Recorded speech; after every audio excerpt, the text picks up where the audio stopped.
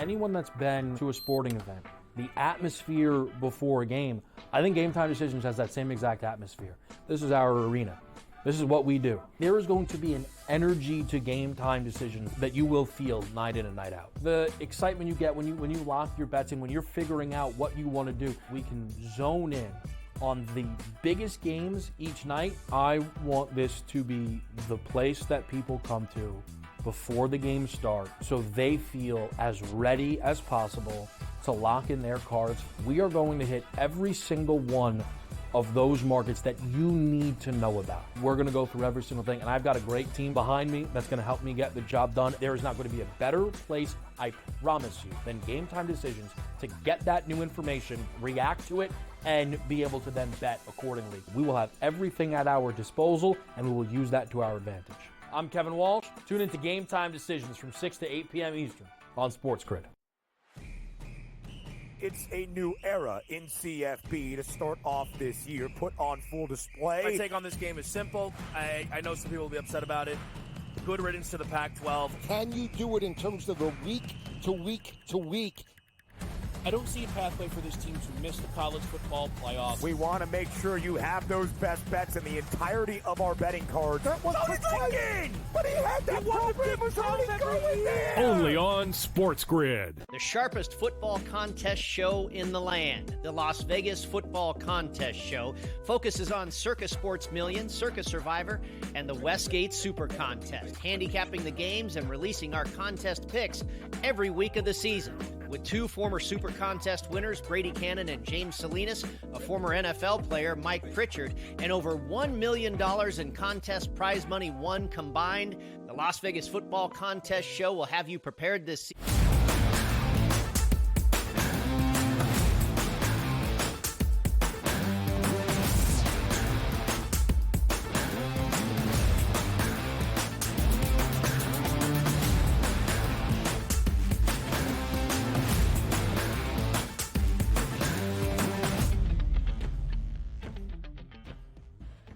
A few closing thoughts from the Sunday slate around the National Football League before we turn our attention to the college football ranks on a wild week for Saturday in that sport. It is hour number 2 here on the early line on this Monday. He is Donnie Rightside.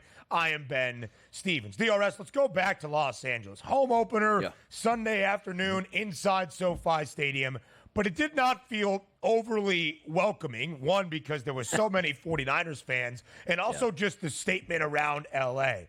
Cooper Kupp out. Puka Nacua on the injured reserve. So many guys for L.A. Offensive lineman Jonah Jackson. Players on the defense like Josh Johnson III, who has been one of the staples in the secondary the last few years. It just felt like the Rams had very little shot of beating the Niners, despite the fact that San Francisco was without Christian McCaffrey, Deebo Samuel, and George Kittle. And then what happens? The Rams down by 10 after a Jake Moody field goal under 12 minutes remaining in the fourth quarter. All right, maybe not the greatest game. San Francisco's going to win and probably cover as a 6.5-point road favorite in Los Angeles.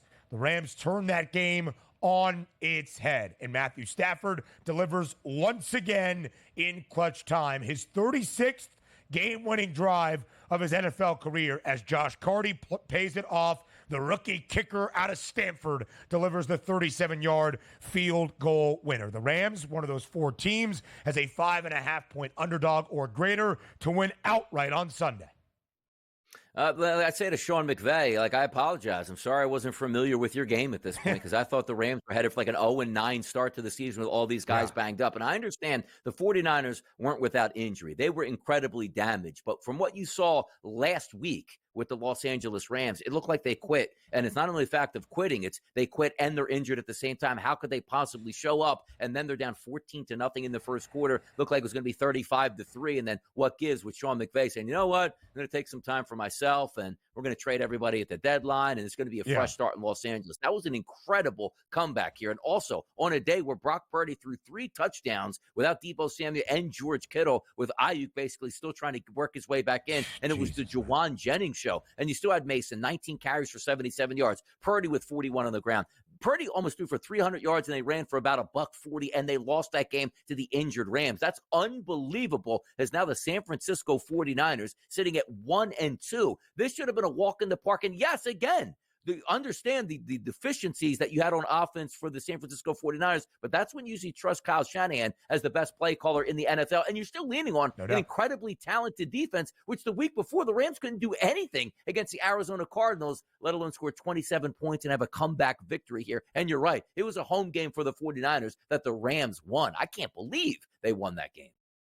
And Shanahan has had the upper hand against his friend and former colleague Sean McVay, but McVay gets his 6th win. Shanahan still leads the all-time series 10-6. But again, DRS, to your point, Matthew Stafford, great. The check that he made for Kyren Williams to tie the game on that touchdown run was just masterful. Kyren Williams, 3 total touchdowns. Let me ask you this. You worked with Joe Lisi yesterday on Pro Football Today. Was he on Jawan Jennings for his career day? Wow. Devastating. The guys said at he Jawan felt like Jennings got hit with stand. a billy club. Yes, felt like he got hit with a billy club, because we've been making some jokes here on the set about Lisi and the guys that he falls in love with here, and if they can be true number 1 players on their team. I'm very surprised he didn't raise the bar with Juwan Jennings yesterday, because that was the 11 for 175 and 3. I almost guarantee you, like at the FanDuel Sportsbook, where you're trying to win your competition or become a millionaire, I suppose that the guy that won yesterday, he had to have had Juwan Jennings as a number 2 wide receiver, acting as a number 1 and going that crazy. And because of how prolific underdogs have been this year, your survivor pools are probably already done by week 3. Andy Dalton, as we mentioned, leads the Panthers to a win, becoming the first quarterback this season around the National Football League to have a game throwing for more than 300 yards and 3 touchdowns, 319, 3 tuds in Las Vegas as the Panthers win outright as a 5.5-point dog. Young quarterbacks on display, not with Carolina and Bryce Young, but elsewhere in Indianapolis.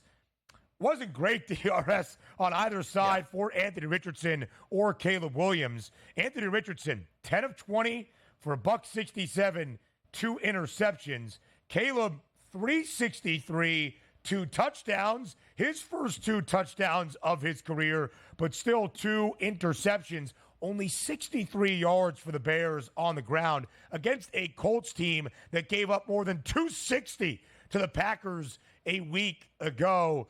It's not been a good start this season for Chicago by any means.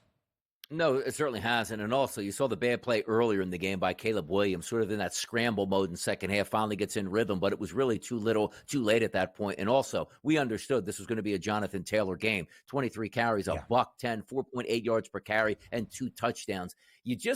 It's a shame, because Sean Steichen is a very, very good offensive coordinator as the head coach here. They sit at 1-2. Yes, they needed that victory, but I understand, like, we got gypped last year out of just seeing Anthony Richardson in his rookie season to try to mature. Oof. He looks like a straight up rookie right now that can't, like, he basically hit the broadside of a barn. He'll make the splash plays, but when you just need to move the chains, he can't make the simple throws, Ben. Yeah, big time. He needs to be better and better right away. The Bears need so much better up front. They allow 4 more sacks, 63 yards, 2.3 yards per pop. DeAndre Swift, last week against Houston, 14 attempts for 18 yards. This week against Indy, 13 carries for 20 yards. Matt Eberflus ain't the answer. Shane Waldron ain't the answer in Chicago. The Bears got to figure things out quickly. Both of those teams now 1-2. Quarterback concerns for both. Probably the same story in Ann Arbor, but as we transition to college football, Michigan got a win, throwing for only 32 yards on 12 attempts. We knew they were going to run the football and run it down the throat of USC in the Trojans' Big Ten opener. They did. Michigan wins outright as a 4.5-point underdog, 27-24.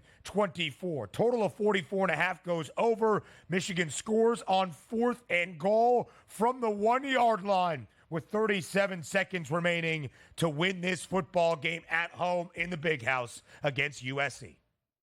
Michigan just imposed their will. And here's what the funny part about the game is yes, like, understandably, if you have a great offensive line and a power run game, you can overpower the opponent when they know the run is coming. I understand that.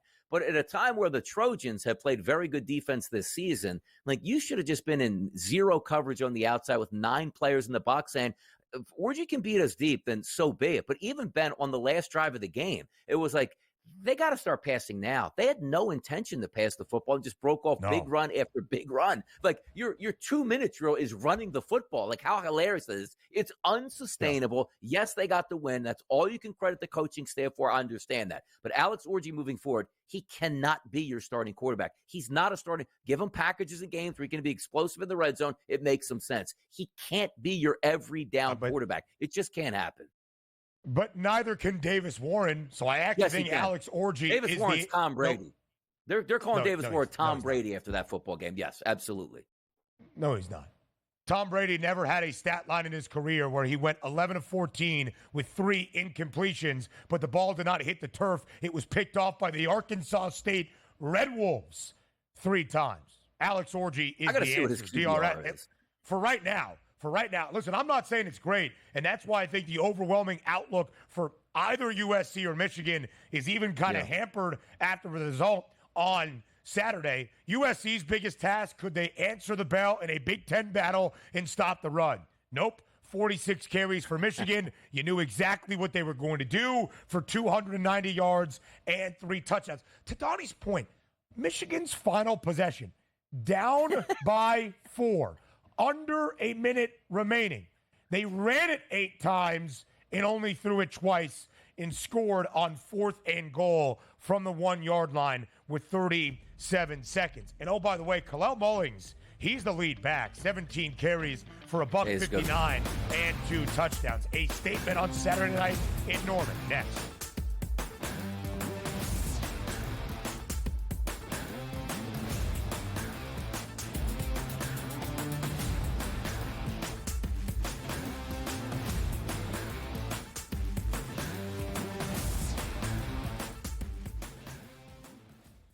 There's going to be an energy to game time decisions that you will feel night in and night out. We're going to go through every single thing, and I've got a great team behind me that's going to help me get the job done. I want this to be the place that people come to. We are going to hit every single one of those markets that you need to know about. There is not going to be a better place, I promise you, than Game Time Decisions. We will have everything at our disposal, and we will use that to our advantage. I'm Kevin Walsh. Tune into Game Time Decisions from 6 to 8 p.m. Eastern on SportsGrid.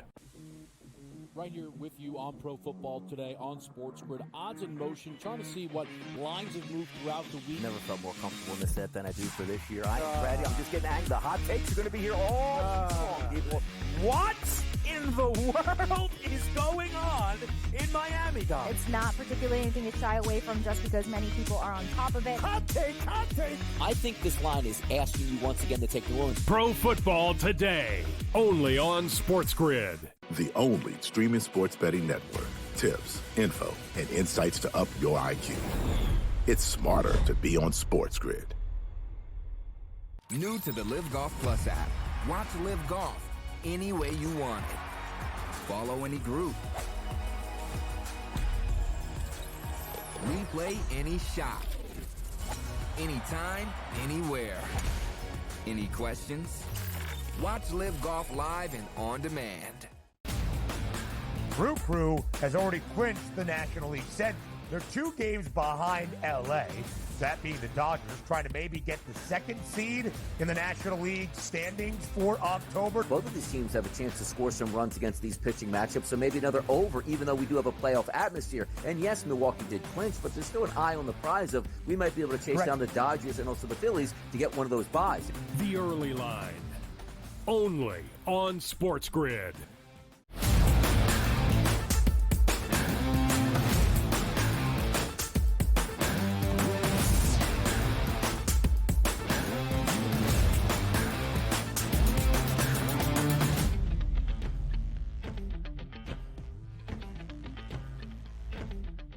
We had 3 ranked versus ranked matchups on a Saturday in college football in week number 4, including one under the lights in Norman, Oklahoma, a top 15 tilt where one team looks like a top 15 team in the country and the other should no longer be ranked but somehow still is. Tennessee wins comfortably 25-15, covering as a 5.5-point road favorite against OU. If it looks like it was only a 10-point game, maybe in final score, but not really in how the game played out. Tennessee now DRS a perfect 4-0 against the number, booked as the favorite in all 4 games, still with the best cover margin in the country at 21.5 points per game. The man on your screen, Jackson Arnold, the 4th best quarterback recruit in the class of 2023, the 8th best prospect nationally, was benched, pulled in the second quarter, 7-16 for 54 yards and an INT. On the other side, Nico Iamaleava, also a part of that 2023 class, solid. Dylan Sampson, 92 yards on the ground and a touchdown. And Tennessee continues to roll, winning one for its skipper, Josh Heupel, back in Norman.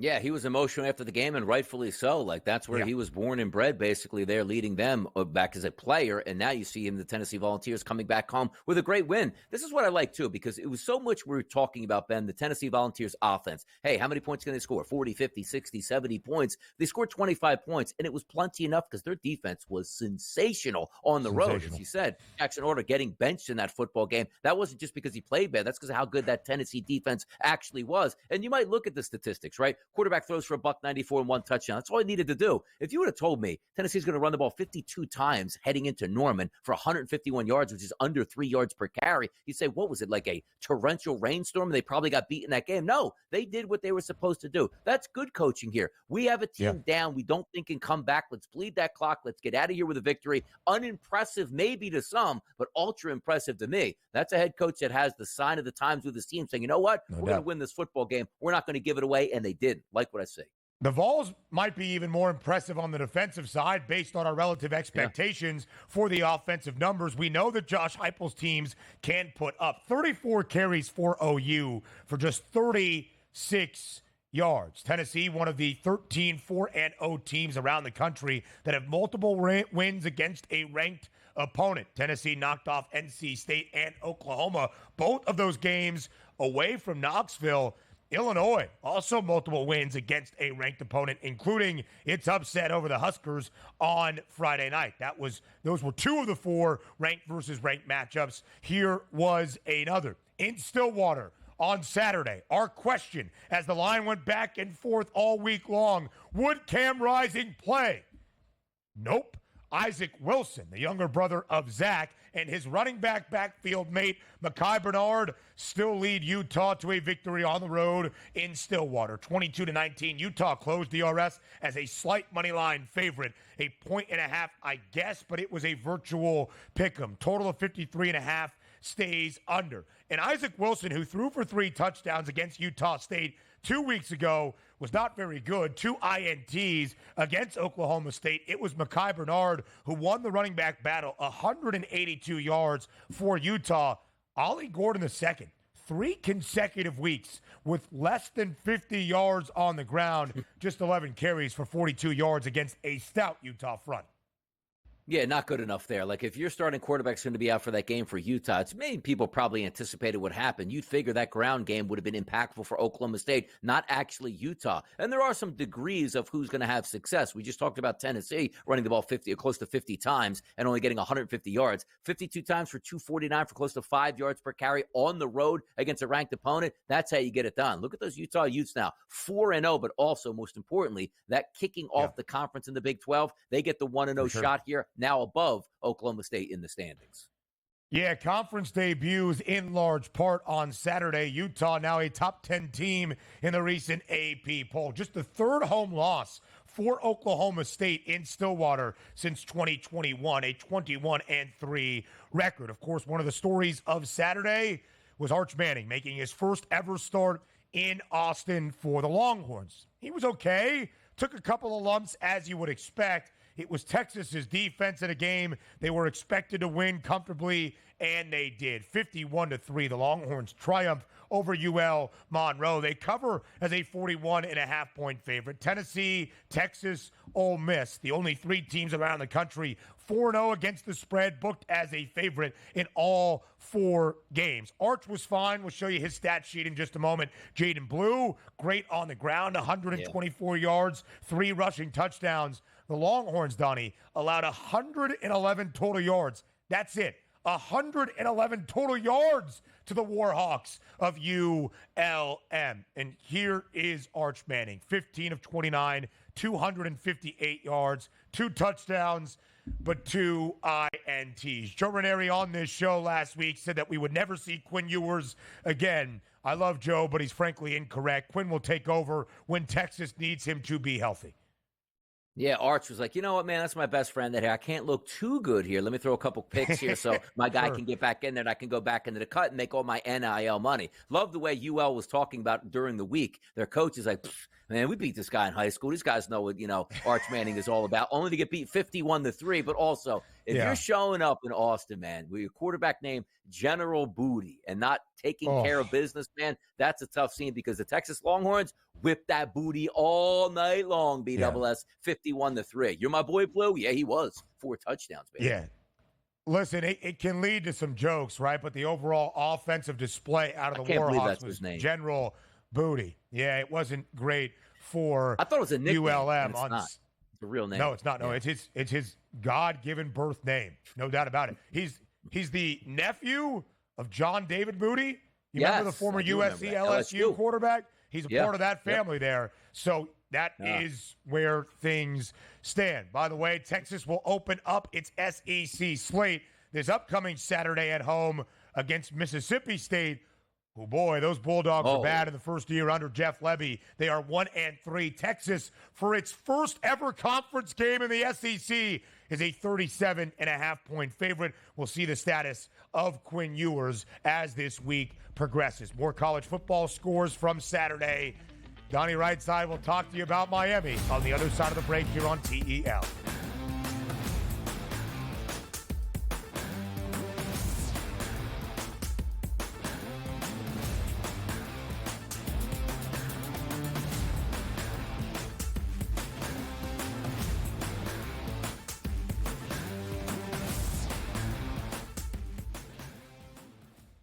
There is going to be an energy to game time decisions that you will feel night in and night out. We're going to go through every single thing, and I've got a great team behind me that's going to help me get the job done. I want this to be the place that people come to. We are going to hit every single one of those markets that you need to know about. There is not going to be a better place, I promise you, than Game Time Decisions. We will have everything at our disposal, and we will use that to our advantage. I'm Kevin Walsh. Tune into Game Time Decisions from 6 to 8 p.m. Eastern on SportsGrid.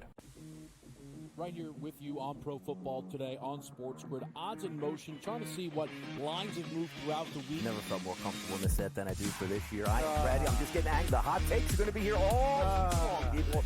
What in the world is going on in Miami, Dom? It's not particularly anything to shy away from just because many people are on top of it. Hot take, hot take. I think this line is asking you once again to take New Orleans. Pro Football Today, only on SportsGrid.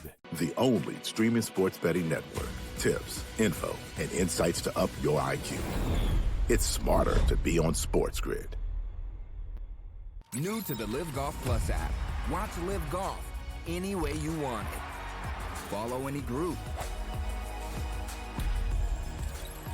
Replay any shot. Anytime, anywhere. Any questions? Watch Live Golf live and on demand. Brew Crew has already clinched the National League Central. They're 2 games behind LA, that being the Dodgers, trying to maybe get the 2nd seed in the National League standings for October. Both of these teams have a chance to score some runs against these pitching matchups, so maybe another over, even though we do have a playoff atmosphere. And yes, Milwaukee did clinch, but there's still an eye on the prize of we might be able to chase down the Dodgers and also the Phillies to get one of those buys. The early line, only on SportsGrid.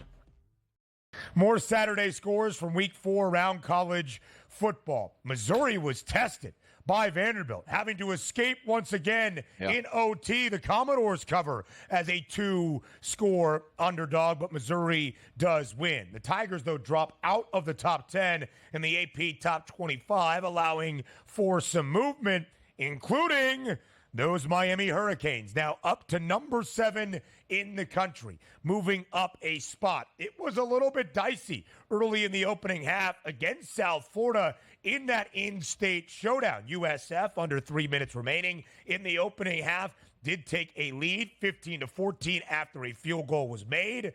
The Bulls never scored again. Cam Ward threw for more than 400 and 3 touchdowns, and Miami's rushing defense was darn good on that side of the football. DRS, the Hurricanes win 50-15, easily covering as a 17.5 point favorite. I mean, this is what you expected. When you get a head coach like Mario Cristobal, the one thing that we do know, he's going to bring the players in. Now, the translation from being in the classroom to the field sometimes is a big difference, and it hasn't proved any fruition here over the past couple of years. You haven't seen that. But now you take a look at how dominant you can be. And when you talk about winning the transfer portal, let's just say if like Michigan got Cam Ward, or Florida State had gotten Cam Ward, or another team out there, like Ohio State had gotten Cam Ward, what the changing landscape would be. I'm not saying Miami's going to win the national championship, but it's been a long time where Miami takes the football field and their quarterback is like, I am the best player on this field, and you know what? There's no pressure on me. I'll sit back in the pocket as long as I want. You want to come near me, I'll roll out to the left. I'll throw dimes all over the place. Miami is stacked with home run hitters in the backfield and an unbelievably talented wide receiving core to go with right now the single best quarterback in college football. You can argue, hey, Jackson Dart throws for a lot of touchdowns. I get it. But just watching, and I'm not watching all Ole Miss games. Quite frankly, I'm not watching all Miami games. But what I see out of Cam Ward, I can't believe this is a college football player that chose to come back. And when he did come back, it's like, okay, what can he do at Miami to sort of be an NFL talent? Ben, there's legitimate talk. He's the number 1 overall pick right now. He looks that good for Miami. Now, he will play in elevated games later in the season, and we'll really see what he has against awesome defenses. But right now, every game, the expectation is 300 yards with a dominant performance. Miami football is actually really back this year, Ben. It really feels like it, DRS, and in a wide-open ACC. Florida State, not great despite a win over Cal at home in Tallahassee on Saturday. FSU holds on to cover as a 2.5-point home favorite against the Bears. It was a big week on Twitter for Cal Twitter. They didn't get the win they were hoping for in what could have been called Tallahassee. Instead, it remains Tallahassee. Miami will play in an ACC game on Friday against Virginia Tech. The Hokies lost at home inside Lane Stadium to Rutgers. The Scarlet Knights win outright as a 3.5-point underdog. Miami 17.5-point favorite against Va Tech on Friday night. Other scores from the weekend. How about the upset in Provo? BYU wins outright. Late night in Provo, Utah is always a dicey proposition. The Cougars are 4-0 and 4-0 against the spread. And BYU has won outright in its 2 games, booked as an underdog, greater than a touchdown underdog in both, including getting 7.5 against K-State on Saturday. That's the Big 12 opener for both teams. And K-State, after looking wildly impressive a week ago against Arizona in a technical non-conference game, gets absolutely shut down in Provo. By the way, I like what you're saying, Ben, but I wanted to spend a little bit, maybe 20 seconds talking about this. Please. Miami versus South Florida. Had nothing to do with Miami, who was explosive. Boy, Sean Atkins, number 38. Had to do a double check on what I was seeing out there. I mean, I don't know where this comes from right now, Ben. I wasn't able to perform like this. So when I say the white wide receiver has come a long way, my guy, Sean Atkins, I mean, I wish I was him. Like, if we could get him on the show somehow. I mean, this guy was 11 catches for $125 and the fastest man on the field. Loved what I saw, kid. And by the way, South Florida, got my eye on that team as well. That's a fun group with a good coach, man. Alex Golish is a great coach. They did not cover. But USF as an underdog, 7-3 against the spread under Golish. Keep an eye on South Florida in terms of the American once AAC conference games truly begin. Colorado wins on a Hail Mary and then they tied it on a Hail Mary and then took care of business in overtime. Travis Hunter making the key defensive play. No defense between JMU and North Carolina. The Dukes win outright as an 11.5-point underdog, as one of the three guys that host college football today said for his go for the loot moneyline underdog. Not going to name names. It's the final week of the Major League Baseball regular season. Next.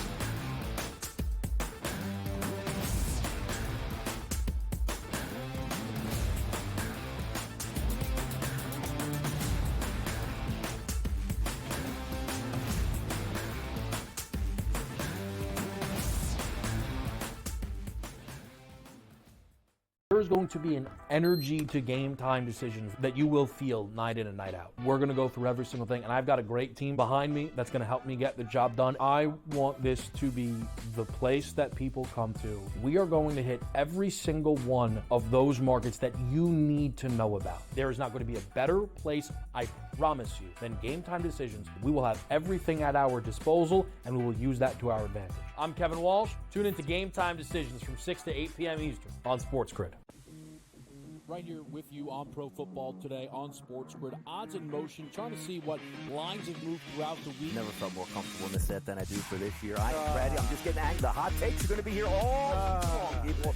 What in the world is going on in Miami, Dom? It's not particularly anything to shy away from just because many people are on top of it. Hot take. I think this line is asking you once again to take New Orleans. Pro Football Today, only on SportsGrid. The only streaming sports betting network. Tips, info, and insights to up your IQ. It's smarter to be on SportsGrid. New to the Live Golf Plus app.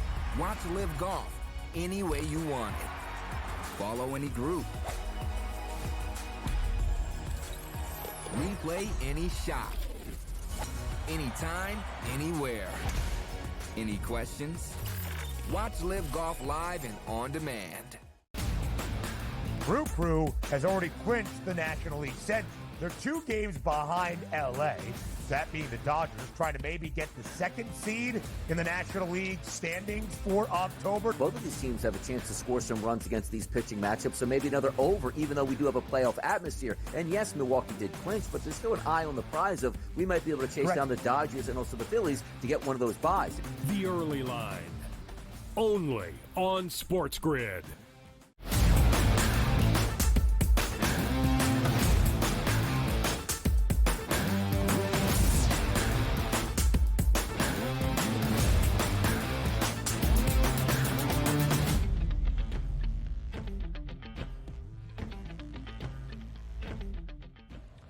We've got one more week of this Major League Baseball regular season. So everything that happens will have some ramifications on the postseason if a team is in the hunt for October. Let's look back on the weekend, set the stage with where the standings are for the final week of this MLB campaign. DRS in at Citi Field between Philadelphia and New York. The Mets take 3 of 4 against the Phillies, denying Philadelphia a chance to clinch the National League East. And yesterday, Edwin Diaz and the Trumpets worked their way out of a jam. The Mets take 3 of 4 against the Phils. Them and the Arizona Diamondbacks, who won 3 of 4 against Milwaukee. The Brewers rallying from being down 0 to 8 yesterday to come all the way back to avoid a 4-game sweep. It's Arizona and New York that occupy the final 2 National League wildcard spots, despite the Braves winning a weekend set against the Miami Marlins. Taking the final 2 games of the weekend, Atlanta still trails both New York and Arizona by a full 2 games with only 6 games remaining in this Major League Baseball regular season. Yeah, and starting tomorrow, Atlanta and New York will tee it up for a 3-game set, which is probably going to go a long way to determining who's making the playoffs and who's not making the playoffs. But the Mets did very well against the Philadelphia Phillies, who right now basically sleepwalking, waiting for one more win to clinch that division, which they'll probably get tonight. The Phillies did have some good pitching performances, but the bat stitch didn't show up here and couldn't get those clutch hits that sometimes throughout the season the Phillies were getting. they'll still win, but now it's looking at it might be just tough to get that number 1 overall seed, which you would hope they were fighting for. But again, making the playoffs, getting a first-round bye is probably half the battle at that point. The Phillies will clinch that this week, but certainly in that National League race, we are watching the New York Mets playing very good baseball here, and the Atlanta Braves aren't playing bad baseball. It's just that the Mets are playing better baseball to hold them off, and also, can they hold off the Diamondbacks? 2 games to make up, which means you got to jump over at least one team in that final week. Hard to do, but you are playing one of those teams, so you need a sweep in hand if you're the Atlanta Braves. And they got their top 3 pitchers in line to start that series. Should be a fun one.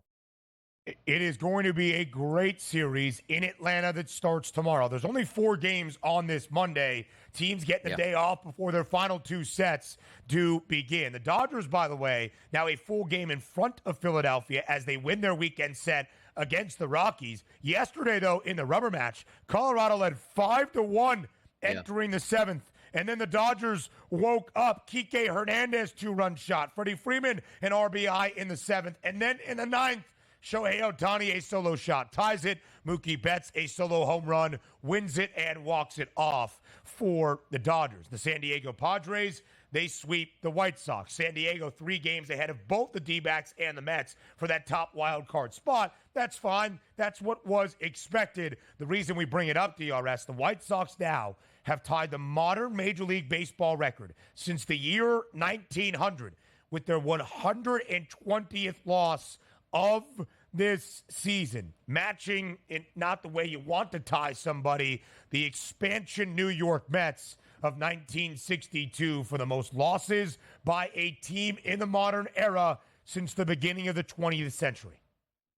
Yeah, you don't luck into that. That's deserved, and it's well-deserved for how bad that team actually is, from a managerial position to a management position to an ownership position to a player position. And also, the interesting part about it is, this isn't the Oakland Athletics, who actually have played decent baseball this year, where they say, we don't really care. We're going to have our payroll at $15 million. Who cares if we win or lose? We're going to be a profitable organization. This was just a few short years removed from, hey, look at this. Yeah. Could the Chicago White Sox actually run the Central Division for the next decade with the front-line young pitching talent that they had and the bats in that lineup to turn into maybe the worst baseball team in the history of Major League Baseball? That is a steep decline and fall. Steep decline for Chicago. Yeah. And frankly, it's sad. The White Sox have matched the New York Mets for the most losses, the 1962 New York Mets for the most losses with 120 in a single season. They are going to set the new record. They've got a home 3-game set against the Angels that begins tomorrow, and then they will end the year in Detroit. And the Tigers might need every one of those games as we look around the American League wild card race. The Twins lost both of their games in a doubleheader to the Red Sox yesterday. The Tigers take their weekend series finale against the Orioles. The Royals have lost 7 consecutive games. The San Francisco Giants sweeping KC this weekend in Comp, and Blake Snell, great yesterday for San Francisco. So as we look at the AL wildcard standings, the Orioles still have a cushion despite being below 500 since the All-Star break. It's the 2 teams out of the American League Central, the Royals and the Tigers, that own the final 2 spots, both a game in front of Minnesota. The Twins on a slide and KC on a 7-game skid, trying to hold on for dear life in this final week of the Major League Baseball season.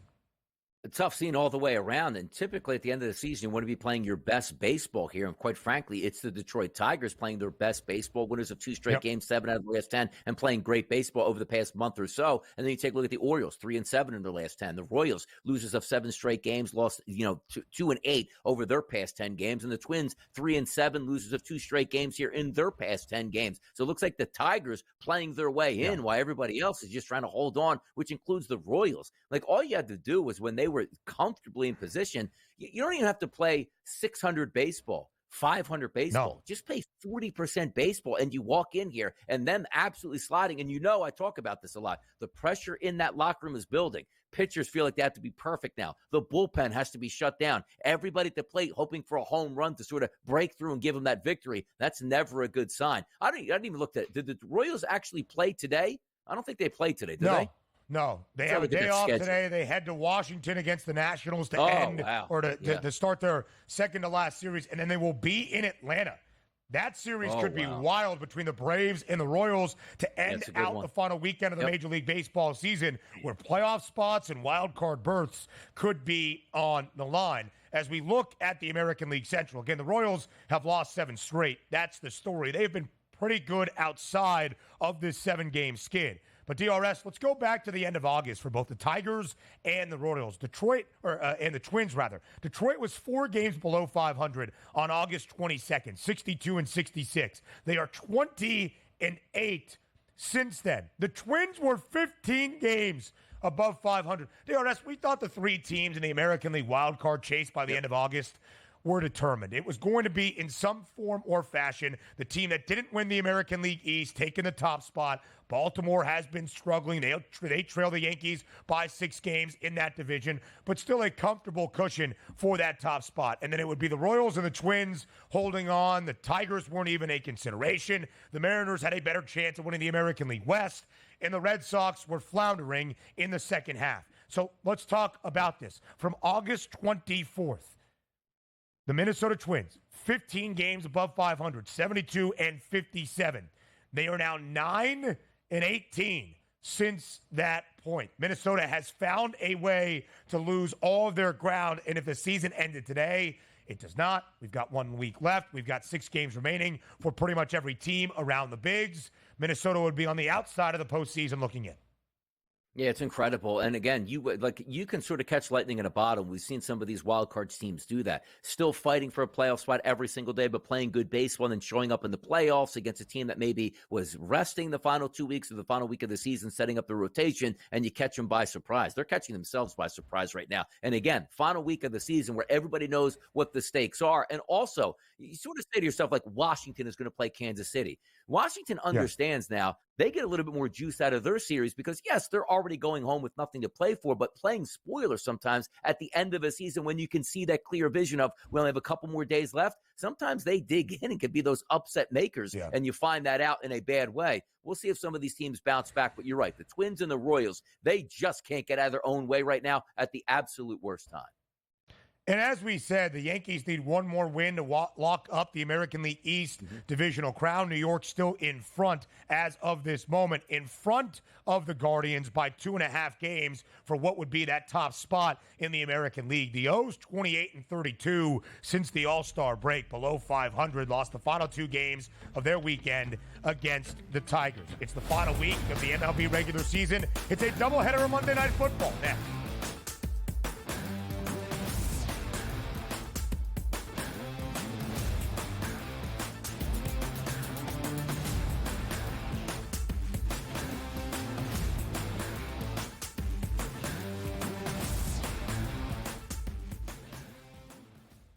There's going to be an energy to game time decisions that you will feel night in and night out. We're going to go through every single thing, and I've got a great team behind me that's going to help me get the job done. I want this to be the place that people come to. We are going to hit every single one of those markets that you need to know about. There is not going to be a better place, I promise you, than Game Time Decisions. We will have everything at our disposal, and we will use that to our advantage. I'm Kevin Walsh. Tune into Game Time Decisions from 6 to 8 p.m. Eastern on SportsGrid.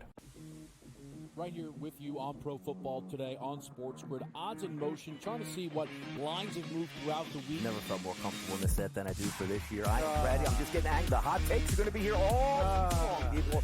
What in the world is going on in Miami, Don? It's not particularly anything to shy away from just because many people are on top of it. Hot take, hot take. I think this line is asking you once again to take New Orleans. Pro Football Today, only on SportsGrid. The only streaming sports betting network. Tips, info, and insights to up your IQ. It's smarter to be on SportsGrid. New to the Live Golf Plus app.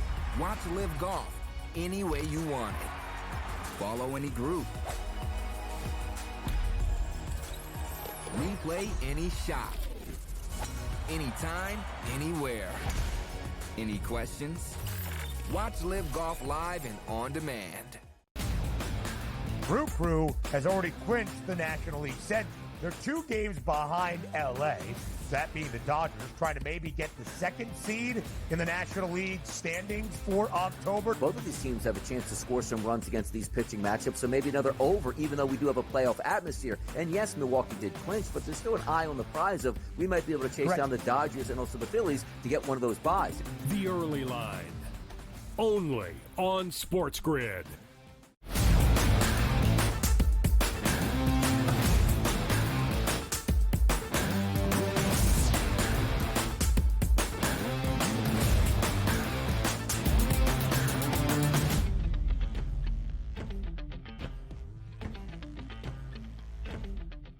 A doubleheader of Monday Night Football to end out week number 3 of this 2024 NFL season. It starts in Western New York between the Buffalo Bills and the Jacksonville Jaguars. First game kicks at 7:30 p.m. Eastern Time. About 45 minutes later, we'll go to Cincinnati as the Bengals play host to the Commanders. And let's start first in Buffalo. The Bills, 5.5-point favorite. Buffalo, a perfect 2-0 straight up this year, 1-1 against the spread, missing out on a cover week 1 as the favorite, despite storming back against Arizona, did not cover as a 6.5-point favorite, winning 34-28.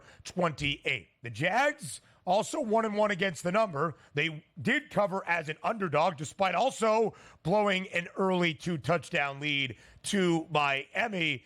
They did not look good last week in their home opener in Duval County against the Cleveland Browns. Just 17 points in total for Jacksonville in that first game against Miami.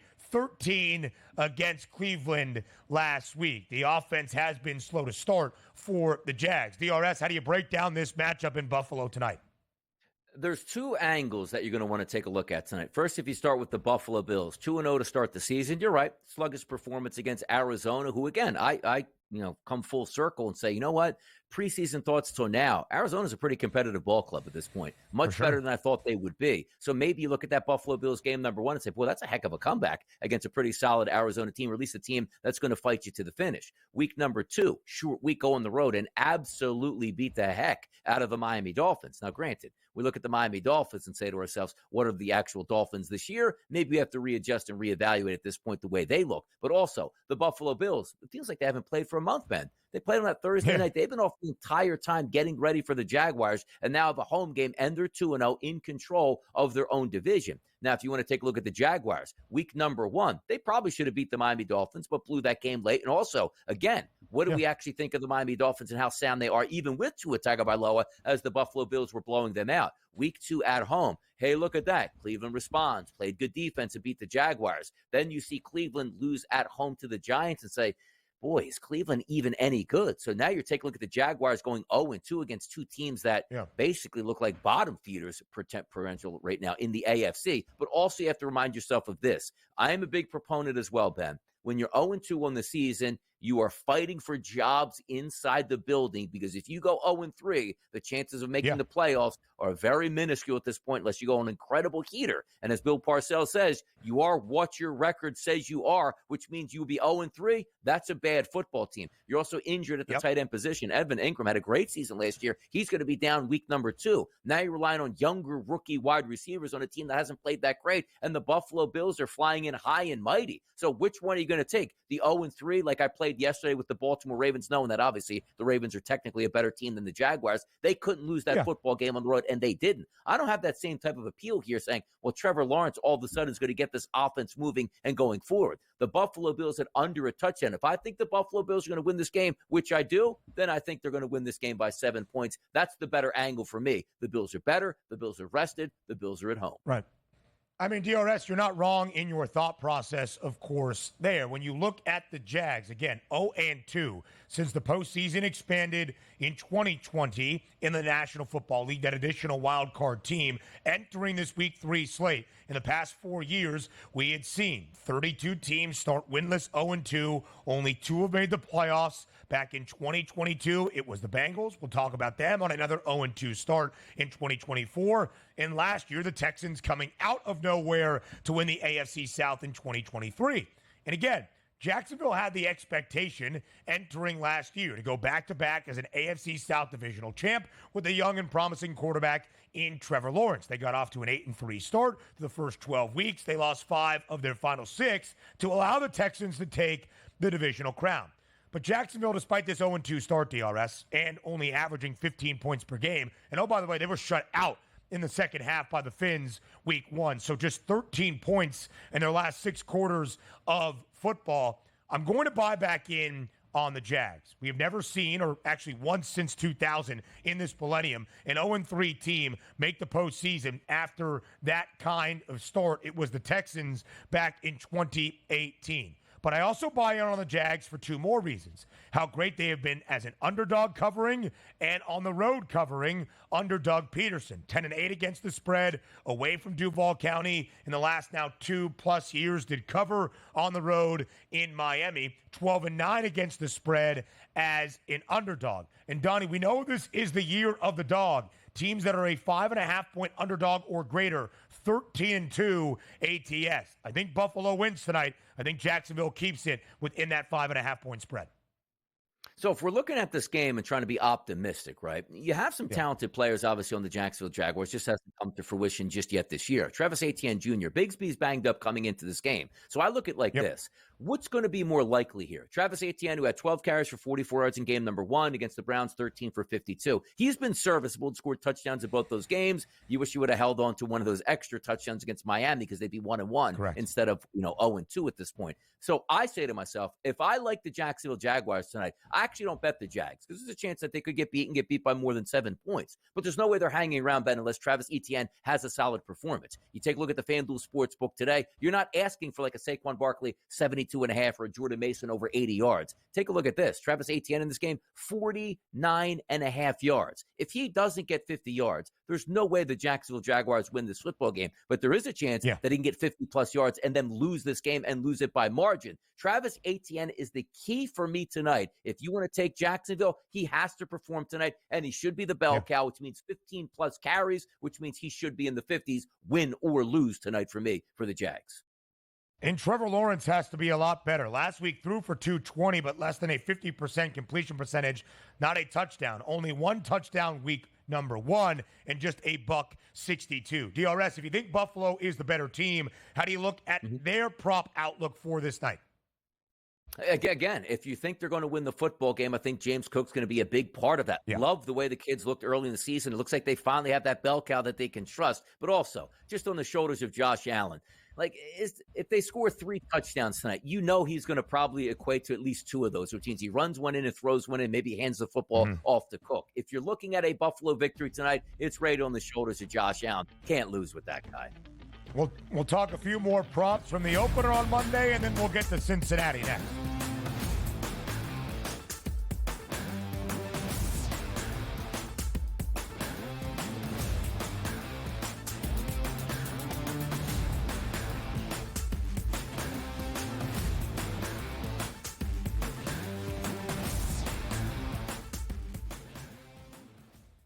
There is going to be an energy to game time decisions that you will feel night in and night out. We're going to go through every single thing, and I've got a great team behind me that's going to help me get the job done. I want this to be the place that people come to. We are going to hit every single one of those markets that you need to know about. There is not going to be a better place, I promise you, than Game Time Decisions. We will have everything at our disposal, and we will use that to our advantage. I'm Kevin Walsh. Tune into Game Time Decisions from 6 to 8 p.m. Eastern on SportsGrid. Right here with you on Pro Football Today on SportsGrid. Odds in motion, trying to see what lines have moved throughout the week. Never felt more comfortable in this set than I do for this year. I'm ready. I'm just getting angry. The hot takes are going to be here all long, people. What in the world is going on in Miami, Dom? It's not particularly anything to shy away from just because many people are on top of it. Hot take. I think this line is asking you once again to take the room. Pro Football Today, only on SportsGrid. The only streaming sports betting network. Tips, info, and insights to up your IQ. It's smarter to be on SportsGrid. New to the Live Golf Plus app. Watch Live Golf any way you want it. Follow any group. Replay any shot. anytime, anywhere. Any questions? Watch Live Golf live and on demand. Brew Crew has already clinched the National League Central. They're 2 games behind LA, that being the Dodgers, trying to maybe get the 2nd seed in the National League standings for October. Both of these teams have a chance to score some runs against these pitching matchups, so maybe another over, even though we do have a playoff atmosphere. And yes, Milwaukee did clinch, but there's still an eye on the prize of we might be able to chase down the Dodgers and also the Phillies to get one of those buys. The early line, only on SportsGrid.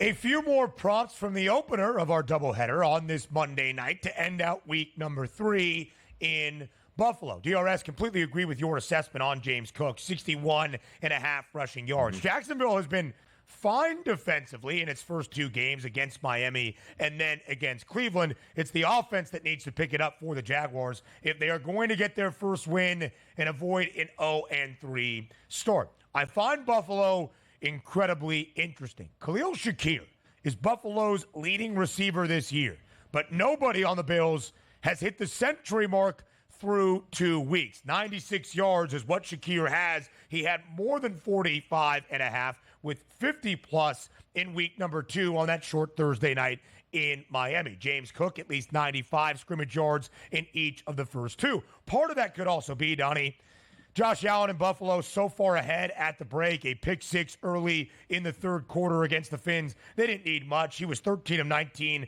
for $139 and a touchdown. Has not thrown an interception so far to the first 2 weeks of this season. But I do really want to see the number tonight for Dalton Kincaid, the second-year tight end out of Utah, who many people were very optimistic about his offensive role in this Bills offense. The number is now 37.5.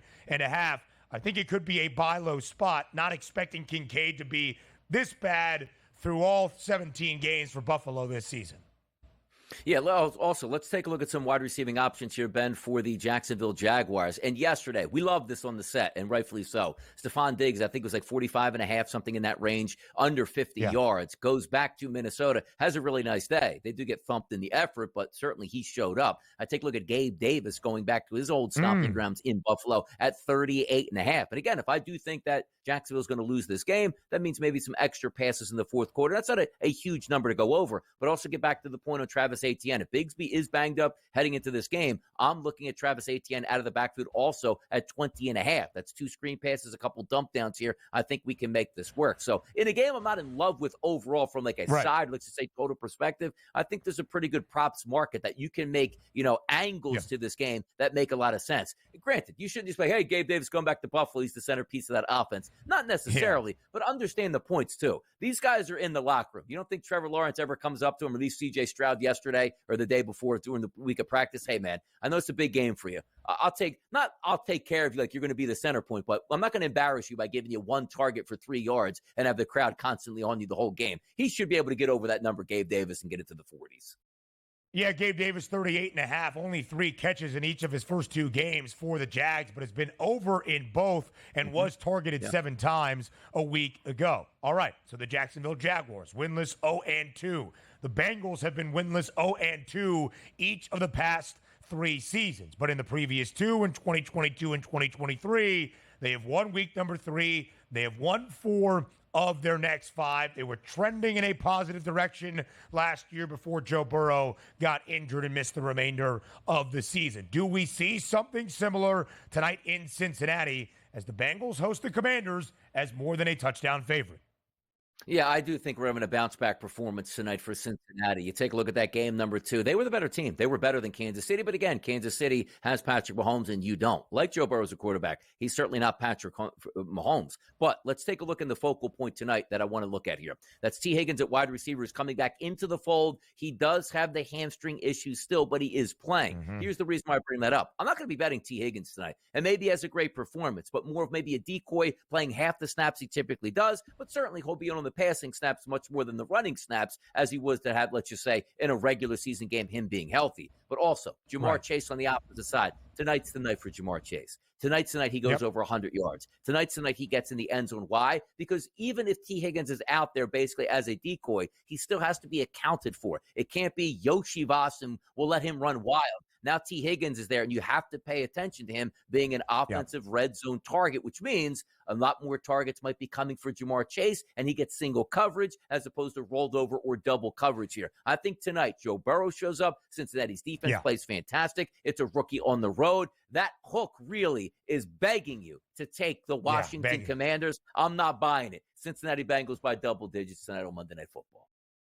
DRS, I think the line is the line for a reason. What does any of that mean? Did I just quote Mike Tomlin and say the standard is the standard? What I mean by this is when this line opened up for week 3, I was like, why are the Commanders getting more than a touchdown against a winless Bengals team? Washington should keep this game competitive. They have looked halfway decent, at least they did last week against the Giants. But have they really? And have the Bengals been as bad as the 0-2 record indicates? We'll talk about it up next when Hour 3 begins with a question to all of you on the early line.